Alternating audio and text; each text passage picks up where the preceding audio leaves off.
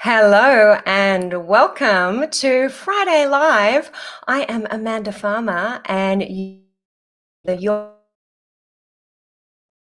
heading out to LinkedIn today. It's wonderful to be here, to be back. It has been a few weeks since we have had a Friday Live, but it is great to be here with you, celebrating our week in Strata, sharing our updates, the need to know what's been happening around the country we're talking about today in our Strata properties.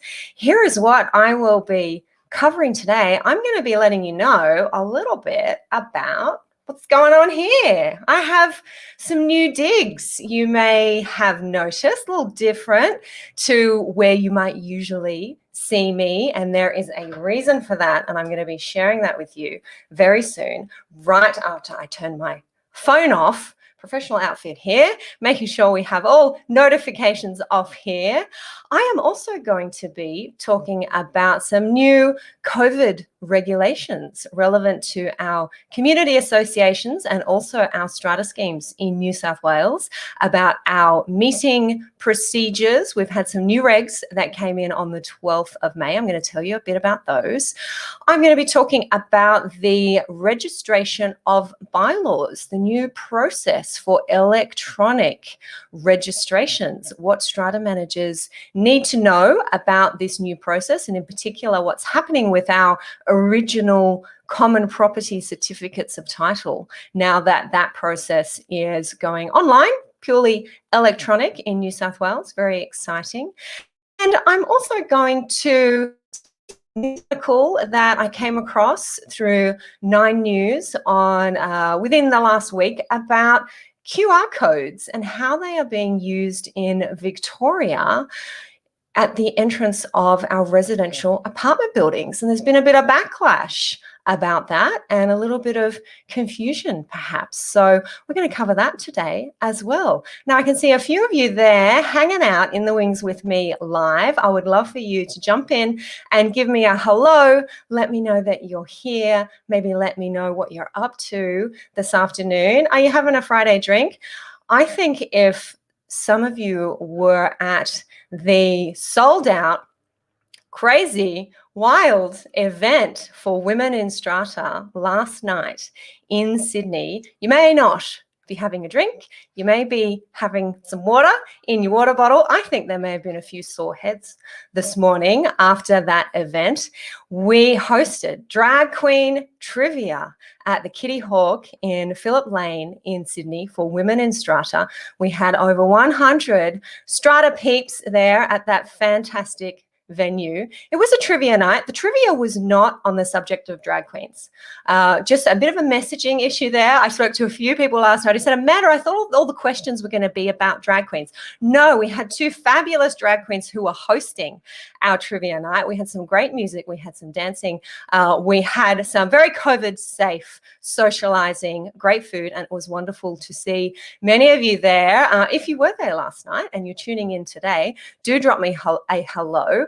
I love attending in-person events these days, especially after it has been a while, because you guys pop out and you say, hey, Amanda, you introduce yourselves, you let me know that you've been listening to the podcast or watching Friday Live, and let me know how much you love it. And I love hearing that. A special shout out to Tom Doran, the business development manager at Strata Energy Services, having a good time last night. I said that I'd give him a shout out. I know he tunes in from LinkedIn, but I love to see you guys, and I am looking forward to doing so much more of that this year, our in-person events. Now, come on in, give me a hello, let me know how you're doing this afternoon. I'd also love for you to let me know if I'm coming through to you loud and clear, because I am in a new location. I am connected to a different part of the internet. Is that a thing? I don't think that's a thing, but I want to make sure that we are still able to stream nice and clear live. I want to let you guys know that I am here in my new home office in Mudgee.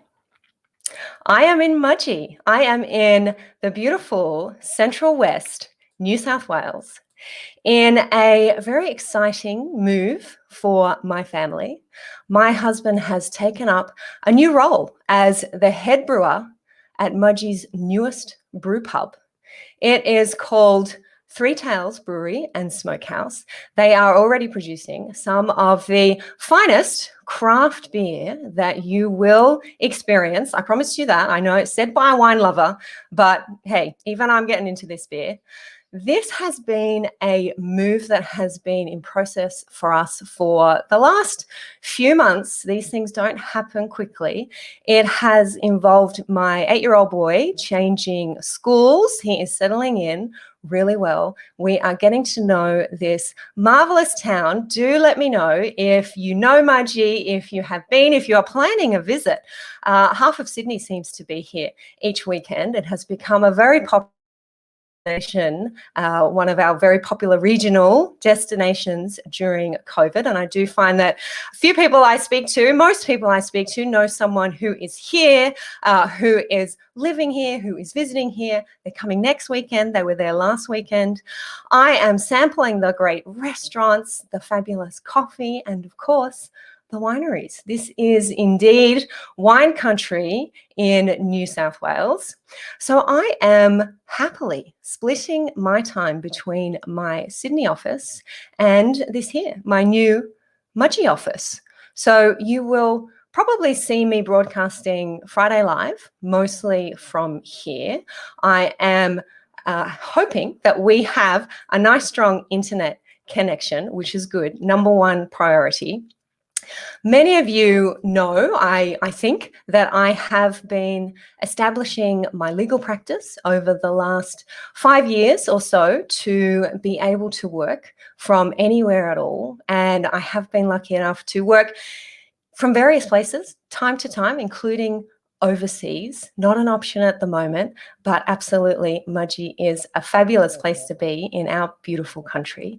So being able to have the best of both worlds at the moment, live in and work in Sydney's gorgeous eastern suburbs and now the stunning Central West is a real privilege and a pleasure. And I'm really looking forward to continuing this adventure with you all here along for the ride with me. So hello from Mudgee. Petra is giving me a good afternoon here in the comments on Facebook. How you doing, Petra? It is good to see you. Ailey is here on LinkedIn. Ailey, awesome. Thank you for the wave. And Bruce says that I'm coming through clearly from, we're missing a word there, Bruce. Mudgee, yes, coming through clearly from Mudgee to Pyrmont. So if you are just tuning in, I have just let everybody know that I have made a shift from Sydney to Mudgee. I am coming to you from my new Mudgee office, and I am now lucky enough to have the best of both worlds, have Sydney's East and also our stunning Central West wine country. So guys, if you are coming in to visit this part of New South Wales and you want to drop me a hi and you want to catch up and have a coffee, let me know. I would love to see you.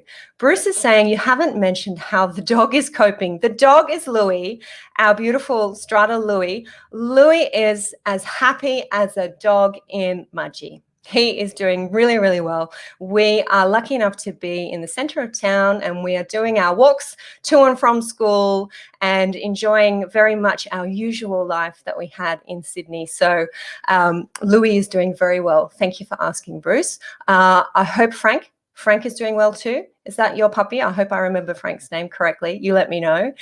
Henry is saying, wow, fantastic brewery. I know Mudgee very well. Well done. There you go. There's always someone who knows. It is a small world. Well, I hope to see you, Henry, if you haven't been there already. Three Tails Brewery and Smokehouse. That is where my husband is heading up the brew pub there as their head brewer. And it's very exciting times. Life is an adventure, hey? This is the next chapter in the grand adventures of the Strata lawyer. There's something there. There's a blog there, isn't it? Let me write that one down. Emiliana, glad you're enjoying your new shift. Stay sober. Yeah, I'm talking about beer. I'm talking about wine. I got my water today, Emiliana. I think that is the best option ahead of the weekend. And Bruce is saying, yes, his dog sure is Frank. Excellent. Well, we've got to get Frank and Louie together sometime, Bruce.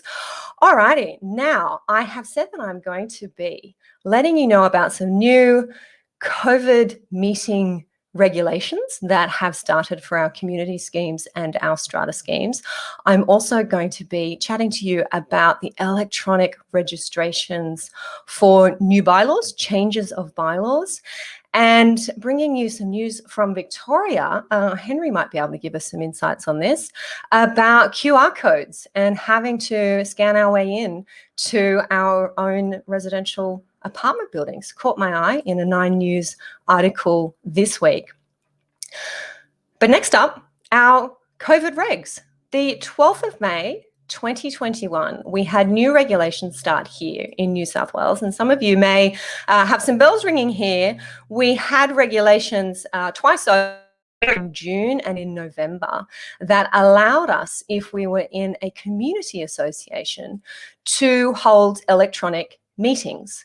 And these regulations were very important for community associations because otherwise, under our current Community Land Management Act, there is no ability to hold electronic meetings. So new regs came in and gave us that ability during COVID to have electronic meetings. Now, those regulations have been renewed. So one of our members, a Strata Manager member in our online Q&A forum, was asking me about this, caused me to look it up a couple of weeks ago, and I have the link to the updated or the renewed regulations allowing our community associations to still have meetings electronically. So Strata Managers, if you're wondering about that, maybe you didn't think about it at all, but yes, those regulations have been renewed. Rochelle has the link to pop into our comments there for you if you want to check them out. So it's essentially business as usual as unusual for our community schemes until our new Community Land Management Act starts later this year, which I believe is still September 2021.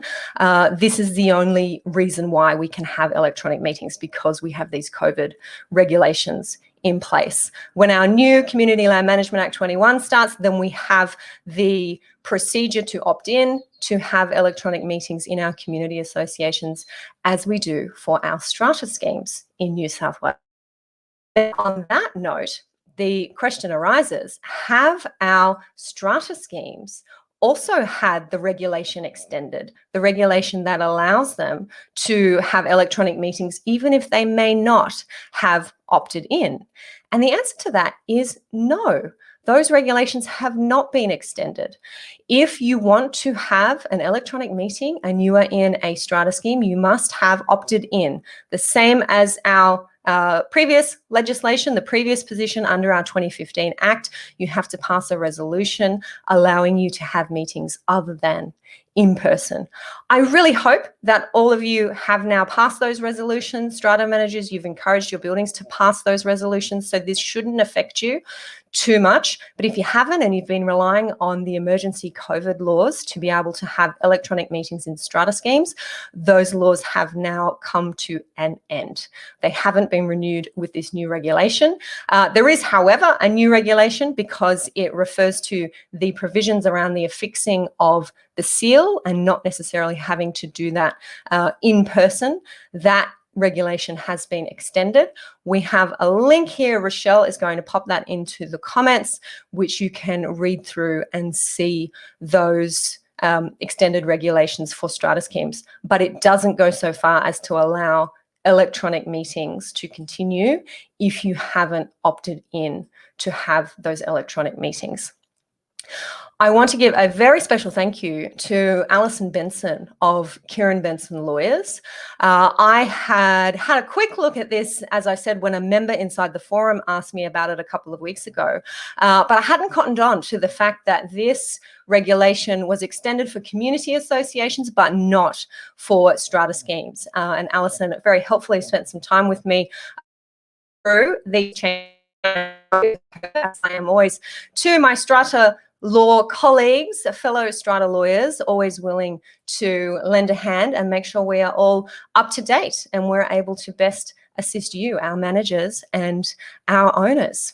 So any questions about holding those meetings? I know we get lots of strata managers tuning in or having a look at those extended regulations. Any questions arising once you've done that, do feel free to post your questions here into the comments and we will get stuck into them for you. All right, now I am going to share with you very soon some information about the electronic lodgement of bylaws. Before I do, I'm seeing lots more of you come on in and tune in live. So if you would like to find out why it is that I happen to be in New Digs here, have a different background here today, I want to let you know that I am coming to you from my Mudgee office, my new Mudgee office. If you haven't been to Mudgee, it is a fabulous place to be. And I would love you to reach out and have a wine, have a coffee next time you're in Mudgee. It's a cool place. Alrighty.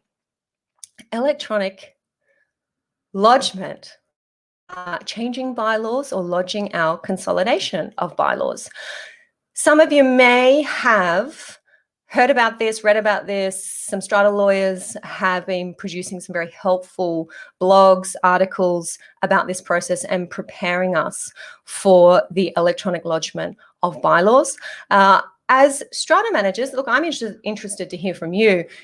If you are sending bylaws out to get registered by strata lawyers, if lawyers like me are doing them for you, or out to agents to do them for you, this may be something that you haven't really noticed, because it is now the responsibility of the lawyers and the agents who are doing the lodging to follow the PEXA, P-E-X-A process for electronic lodgements of dealings, which is your change of bylaw form. The Land Registry Services in New South Wales is no longer accepting paper or physical copies of certificates of title or change of bylaw forms.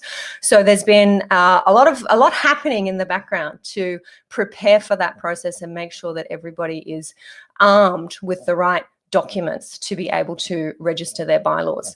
So if you're not a strata manager doing this directly, and I understand that if you are doing it directly, there is, or there was going to be an exemption for those doing it directly, that you still could lodge changes of bylaws physically with physical paper documents. But if you're sending them out to a lawyer or sending them out to an agent, you're probably getting asked as a strata manager to fill out all kinds of new forms, proof of identity forms, and making sure that the documents that you're providing comply with the requirements of our new legislation. So this is all to bring us into line with the New South Wales government's commitment to transition to 100% electronic conveyancing. So the buying and selling of property, the registration of real property dealings. And the aim is that we will completely remove paper titles by the end of 2021. So our certificates of title for our common property, the idea is no such thing as a of title. Now, what I understand is happening at the moment is that it is not necessary to send in the original certificate of title when bylaws are being registered. However, a new paper certificate of title is still issued and is sent back to the strata manager to have the up-to-date certificate of title on their records. And what may be happening in some strata management companies, if you haven't sent your original certificate of title into the lawyer who's doing the registration or the agent, you may end up with two hard copies, two physical copies of the common property certificate of title. And I just want to warn you about that. I want to make sure that if you do find yourselves holding two certificates of title, then you are very aware that one is valid and one is not. Only the newest, the latest, the newly issued certificate of title is the valid certificate of title, and the old certificate of title should be securely stored elsewhere, away from the actual current original certificate of title, so they don't get confused. They do have edition numbers on them, dates of issue on them, so it should be fairly easy to know what was the latest issued certificate of title, and it may be a good idea to put your old one in a file that is marked cancelled or inactive. So you know which certificate of title is the correct one. Now, when everybody settles into this process, I understand that the lawyer or the agent who is responsible for lodging electronically is also responsible for keeping and securely storing the old certificates of title. So in time, it won't be something that our strata managers necessarily need to worry about, but I am hearing that this is happening at the moment where strata managers are not having to send in the old certificate of title. They are getting a new certificate of title and they're ending up with two and thinking, oh, that is a recipe for a mistake. So do have a process in your company if you are a strata manager to be able to attend to that those documents and make sure that we always have on hand the current up-to-date certificate of title and we know which one it is. As always, would love to hear from you guys how you are processing your way through that particular exercise, and if you have some tips for other strata managers for how they may more smoothly deal with their bylaw registrations and consolidations, then please do go on ahead and share those. All right, do we have some more those with sore heads coming in from our Women in Strata event last night? Fabulous event. It was wonderful to see a lot of the faces, put faces to the names that I see here in the comments and supporting our Friday Lives, supporting our podcast as well, and being able to meet and chat with you all. It was a wonderful, wonderful evening at the Kitty Hawk in Phillip Street in Sydney. And I know Women in Strata already are planning our next big blowout event. You got to admit, we do events like no other. Never seen a drag queen at a Strata. We had two, and they were fabulous. We will have our photos up on the Women in Strata Facebook page very soon. We're still collating all of those. So Rochelle might remind me to pop a link to the photos from the event so you can head over there to the Women in Strata page and check it all out. So much fun had by everybody. Let's talk about Victoria. What is going on in Victoria?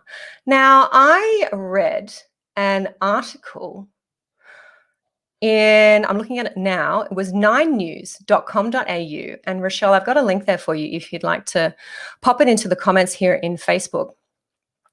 And apparently, this article tells me there has been a backlash against Victorian residents in apartment buildings having to sign in to their home via a QR code.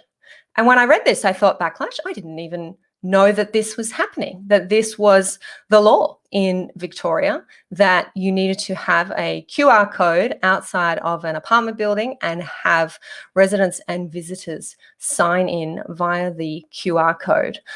This was apparently, the article pictures it as a COVID-safe rule that required Victorian residents to display a QR code outside their home. And there had been some backlash about that, and the rule has now been scrapped by the Victorian government. It required residents living in units, residential apartment buildings to have a QR code system so that visitors, which would include family, friends, tradies, could check in on arrival. So as I'm looking at it now, it doesn't seem that it required residents to check into their own home, but visitors to the to the building. I don't want to say strata scheme because I don't think you call them strata schemes in Victoria, do you? Henry, help me out. Excuse me. To check in for the purpose of contact tracing, if that needed to happen. So the rule has apparently vanished. Doesn't exist on the Victorian government website anymore. But as I said earlier, I like to reach out to my Strata legal colleagues, and I have reached out to Tom Bacon from Strata Title Lawyers. He is both a Victorian and a New South Wales practitioner. And I said, hey, Tom, read this. What is going on? What is going on in Victoria? What is all this about? And Tom has very kindly written to me this afternoon, and special shout out there to Tom if you're tuning in. He's told me that, yes, the rule has existed. In his experience, it hasn't been very heavily enforced by the vast majority of buildings in Melbourne. The issue and where the idea for protection, I suppose, came in was about food and parcel delivery drivers. There had been a lot of complaints about these people hanging around in the lobby, not necessarily complaints about friends and family visiting buildings, but more so directed to wanting delivery people to be able to sign in with a QR code. Now, Tom says that obviously QR codes are probably a little bit over the top when we're talking about freestanding townhouse complexes and small blocks in the suburbs. But some of these super tall, super large apartments in the CBD, we've got blocks with 300, 400 apartments in Melbourne, just 2 or 3 lifts. Then having good policies about guests, about signing in, about requiring delivery people to sign in does make a lot of sense in Tom's view. Not everybody has a building manager, a concierge. So I understand that SCA Victoria had been supporting this policy. It's not yet clear to me whether it actually still exists or not as law. I'd be very interested to know from our Victorian legal colleagues whether this is actually in legislation. When all of our new COVID regs came out last year, it was something that I quite liked to do, was to read these articles where you'd be told what these crazy new laws were and then go and have a look at the law and find that, in fact, they did not say what our media was telling us they actually said. So any Melbourneites, Victorians tuning in, let me know if you've got these QR codes out the front of your building. Certainly not something that we have here in New South Wales. Some buildings I know would love to have this, would love to have it, but I think indeed it is horses for courses, as Tom Bacon points out. It doesn't really make sense to have in a low-rise or a townhouse complex. All right, I'm heading over to some of these comments. I'm going to come back to Henry's comment here with his shameless plug. Not shameless. No need to be shameless at all. Shameful? No shame. No shame is what I'm saying, Henry. Michael is saying, I read that it costs about $160 to set up a QR code. You can set up a QR code for free. I do them a lot now in my marketing. It depends where you want that QR code to go. If Victoria has the government registration system that we have here in New South Wales, then yes, sounds like there'd be a process there to be able to make sure that you're reporting to the right areas. If you wanted to just set up a QR code that puts you into somebody's email contact database, I'll give you the website for that. That is a very popular marketing tool these days. Henry is saying it was brought in by the health bureaucrats in the dead of the night without government knowing about it. Owners corporation managers were looking to charge to implement the scheme. Oh, okay. Please don't get me started on the complete stupidity of this. Wow, I can see how this would be a real polarizing issue, like we don't have other perhaps more important, perhaps more pressing issues to deal with in our strata schemes and with our owners corporations right across the country. Excellent, interesting discussion. Matthew is saying, hi, how you doing, Matthew, there on LinkedIn? And I'm going back up to Henry, who has said, shameless plug, if I may, a great homewares interior design shop in Mudgee. And we've got the link there, Cedar Cicada, from Henry. I'm checking it out, Henry. And if you are just coming in, Henry is letting me know about great homeware shops in Mudgee, because I am now splitting my time between Sydney and Mudgee. Lucky gal, lucky professional that I am to be able to do that. And this is my new office here in Mudgee, where you will be seeing me for Friday Live. Now, our Friday Lives, I like to schedule those around about every fortnightly Friday, same time, 4 o'clock fortnightly Fridays. And if for some reason, because I am a busy practitioner and do have hearings sometimes and do have client demands to meet, if it can't happen, then I will certainly be letting you know. There will be some travel back and forth as I travel from Sydney to Mudgee. Some of you saw me at Women in Strata last night. Now I'm telling you I'm here in Mudgee. Well, that's it. I just That is how it goes. That is how it goes. So sometimes if I can't make a Friday live, I will let you know, and maybe we'll do it on a different day. We might do a Wednesday live, or we might do a different time, or I might broadcast from Mudgee Airport. That would be cool.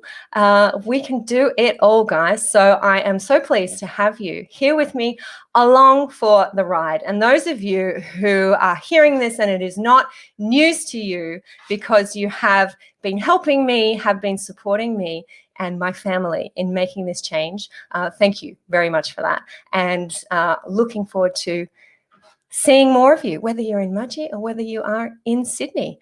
Now, I am going to send you out off into your weekend.